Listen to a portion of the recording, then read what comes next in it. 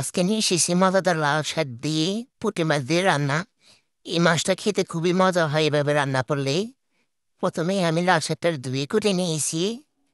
এখন আমি এটা কড়াইতে দিয়ে দিব পরিমাণ মতো তেল।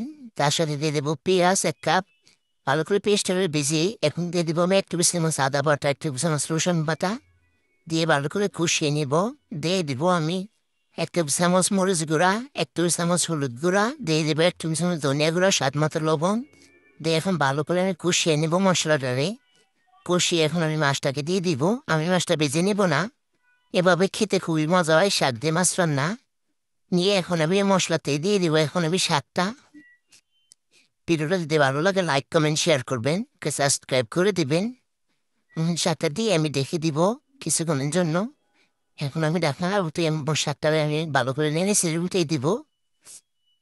দিয়ে এখন আমি মাছটা দিয়ে দিব শাকে।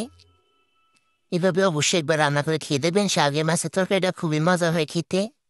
দিয়ে আমি এখন ঢেকে দিব একটু 1 মিনিটের মতো। দেখি এখন আমি উপর দিয়ে দিব কাঁচামরিচ, ধনিয়া পাতা।